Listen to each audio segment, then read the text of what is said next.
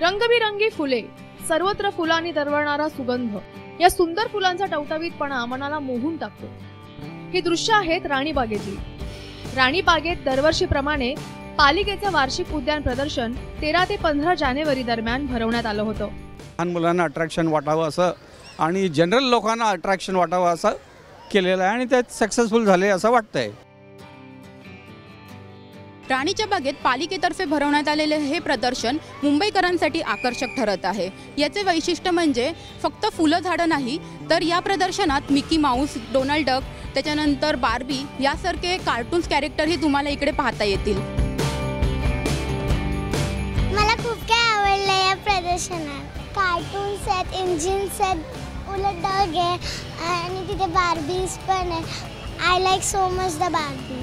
आणि तुम्हा दोघांना काय आवडलं? कार्टून्स आवडले। कोणतं आवडतं कार्टून? Doraemon, Mickey Mouse. माझा आवडता कार्टून डोरेमॉन आहे आणि मी पार्ले डक मध्ये अभ्यास करतो।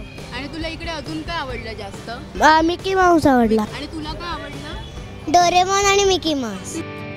आता एवढं सगळं असताना थांबतील ते मुंबईकर कसले? एक सेल्फी तो बनता है बॉस। दरवेळी मी येतो इथे बघायला आणि फोटोसाठी तर मला खूप आवडतं काढायला। गुलाब, कमळ, झिनिया, बर्बिना, डायन्स, मोगरा अशा कित्येक प्रकारच्या फुलांनी हे उद्यान सजलं होतं। परदेशी प्रकारच्या भाज्यांचं तर एक स्वतंत्र दालनच होतं। त्यामध्ये झुकिनी, नवलकोल, ब्रोकोली, लाल कोबी, ल्युटेस सारख्या भाज्यांचा समावेश होता। शिवाय आंबा, मोसंबी, आवळा, पेरू, चिकू, फणस अशा फळांची झाडंही पाहायला मिळाली। त्याचबरोबर सामाजिक संदेशही देण्यात आले होते।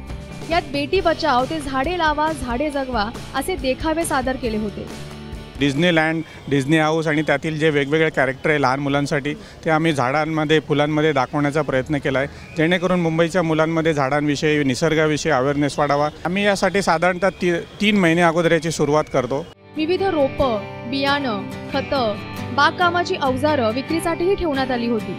आम्ही ते शेण आणि काडी कचरा असा घेऊन आम्ही ते त्याच्यावर गांडूळ सोडून एक साधारण 50 दिवसामध्ये 60 दिवसामध्ये त्याची प्रक्रिया होत असते। आणि ही प्रक्रिया साधारण सुरू झाली की आम्ही ते वरचं गांडूळ खत जे होतं ते आम्ही बाजूला करत असतो आणि राहिलेलं जे आहे ते पुन्हा लूज करून ते गांडूळ खायला त्यांना एक म्हणजे व्यवस्थित होत असतं।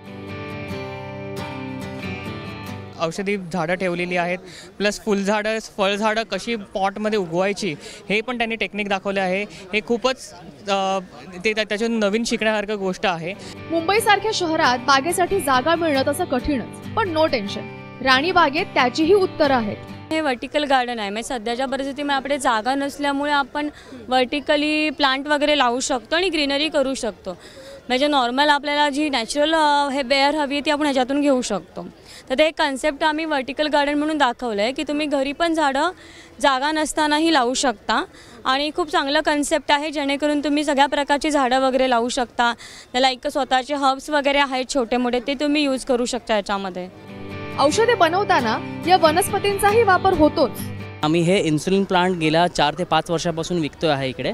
हे इन्सुलिन प्लांट नॉर्मली तुम्ही डायबिटीज ज्यांना हाय डायबिटीज असतो त्यांना आपण हे इन्सुलिन प्लांट आपण हे वापरू शकतो। ह्याचा उपाशीपोटी सकाळी उठल्यावर रोज एक पान खायचं आहे आणि हे पान खाल्ल्यानंतर 5 ते 6 महिन्यानंतर तुमचं डायबिटीजची जे प्रपोर्शन असतं 60 to 70% डायबिटीजचं हे प्रपोर्शन कमी होतं। हे कापूर तुळस आहे, त्याला कापूर तुळस म्हणतात। हे कापूर तुळशीची जी पानं आहेत ह्याच्या तुम्ही उकळून पाण्यामध्ये उकळून ह्याच्यामध्ये सर्दी आणि खोकला, ज्या लहान मुलांना किंवा म्हाताऱ्या माणसांना सर्दी खोकला किंवा आपणही वापरू शकतो, हे तुम्ही वापरू शकता। हे सिट्रोनिल म्हणतो, ह्याला मॉस्किटो रेपेलेंट प्लांट आहे। हे नॉर्मली दिसतं आपल्या चहापत्तीसारखं, पण हे चहापत्ती नाही आहे, हे मॉस्किटो रेपेलेंट आहे। ह्याच्यामुळे आपण जे मेडिकलमध्ये आपल्याला 3-4 वर्षापूर्वी आणि आताही ओडोमॉस मिळतं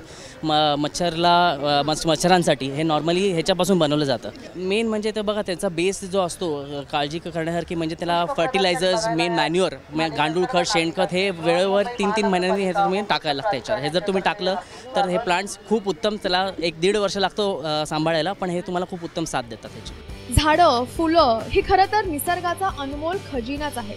हा ठेवा जतन करणं ही आपलीच जबाबदारी। त्यामुळे आता निर्णय तुमचा आहे। मुंबई लाईव्ह।